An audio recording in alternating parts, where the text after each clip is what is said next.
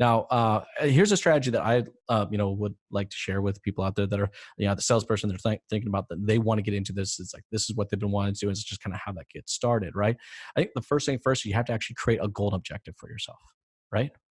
If you're typically seeing 40 people a month or you're seeing 140 people a month, all right, you need to actually know how many people sit in those seats in front of you every single month, and you need to measure that, right?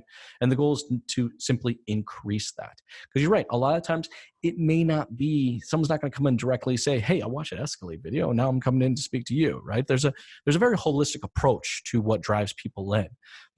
That could have been one source of information that they consumed that drove them in and talked to you. But it could have been, Bob in the cubicle next door, to him, that was talking to his aunt's sister's brother who just bought an Escalade, and I overheard him on the phone talking about how amazing it was. It's just, there's so many different sources that will drive someone to make a purchasing decision.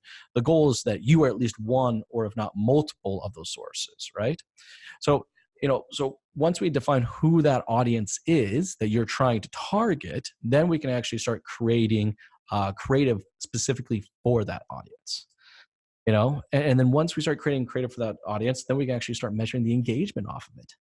And that's kind of no one different than what you have done yourself. You put truck videos out there, right? You saw that they engaged well, and you start to start to move your direction, moving your content over to the places that have the most amount of value to you, right? Absolutely. Yeah.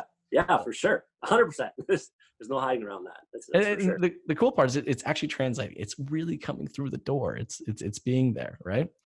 We covered a bunch of great topics today. What stood out most to you? Be sure to let us know in the comments section below. And don't forget to like the post and share it to keep the conversation going. You can follow Jason on all social media platforms by following Strategy with Jason. You can find him pretty well everywhere you can share content.